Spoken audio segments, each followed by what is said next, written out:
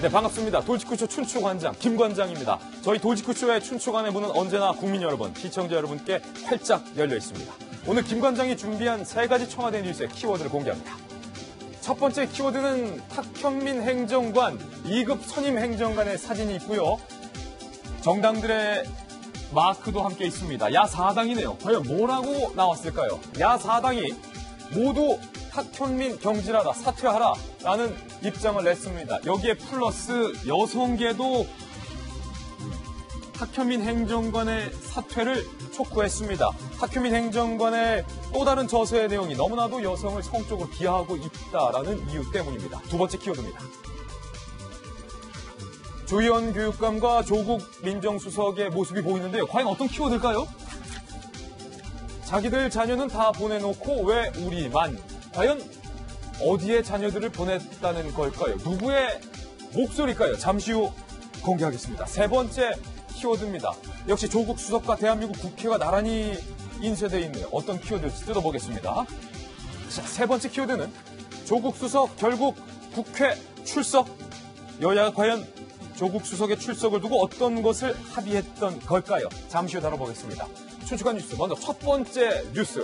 탁현민 2급 선임 행정관의 사퇴를 촉구하는 야4당과 여성계의 입장 취재해봤습니다. 살펴보시죠. 자유한국당, 임산부에 대한 변태적 시각으로 신성한 모성을 모독했다. 페미니스트 대통령이 되겠다는 문 대통령은 언제까지 침묵할 것인가. 그리고요. 바른정당, 탁현민 본인이 스스로 사퇴하든지 청와대가 나서라 이렇게 밝혔고요. 그가 있어야 할 곳은 청와대가 아니라 정신과의 상담실이다. 바른정당이 아주 세게 반발했습니다. 그리고요.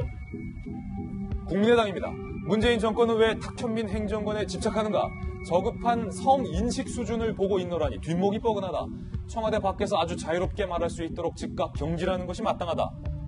그리고 정의당도 참지 않았습니다. 이번에. 건강한 보통 사람들이 이해할 수 없는 수준이다.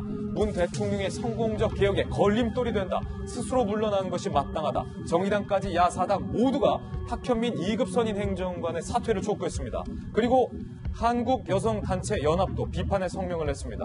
여성계의 반발인데요. 페미니스트 대통령을 표방한 문 정부의 인사검증 기준에 성평등 관점이 포함되어 있는지 의문이다. 그러면서요. 대중에게 읽혀질 책에 왜곡된 여성관을 그토록 적나라하게 썼다는 것은 관점과 영향력에 대한 성찰이 전혀 없었다라는 반증이다.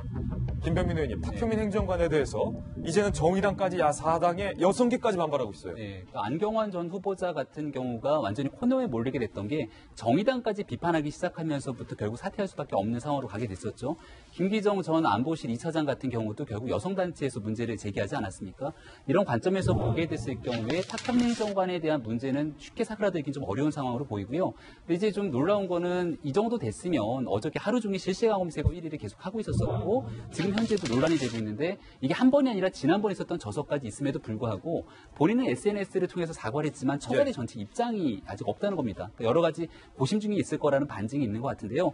더불어민주당의 이제 여성 의원들을 향해서도 여론의 화살이 좀 가지 않았습니까? 왜 더불어민주당의 여성 의원들을 침묵하는가에 대한 얘기가 나오는데 더불어민주당의 여성 의원들조차도 여기에 대해서 이제 문제가 있는 것이 아니냐고 슬슬 얘기들이 나오기 시작하는 것 같아요. 근데 저는 여기에 대해서 왜 더불어민주당 여성 의원들이 그동안 침묵할 수밖에 없었을까에 대한 것들을 SNS를 보면서 좀 약간 느낄 수가 있었는데 SNS 글들을 보니까 대다수가 탁현민 행정관에 대한 문제를 제기하는 글들이 있음에도 불구하고 일부 글들은 더불어민주당 여성 의원들 중에 탁현민 행정관에 대해서 문제 제기한 의원들 실명 좀 공개하세요. 이런 글들이 보이더라고요. 아, 그래요? 벌써부터. 예. 결국은 여기에 대해서 강하고 정당하고 합리적인 문제 제기를 했을 경우에 이 모든 것들에 대한 비판의 소지들을 뭐 소위 말하는 문자 폭탄이라든지 이런 뭐 누구는 문자 행동으로 불립니다만은 이런 애들이 있을까봐 두려워서 차마 행동하지 못하는 경우들이 있는 것 같은데 문자 폭탄이 민주당 여성들에게로 간다. 갈 수도 있는 전제 조건을 깔릴 수 있도록 명단을 공개하라는 글들이 SNS에 올라오기 시작한다는 겁니다. 압박을 가하게 되는 거겠죠.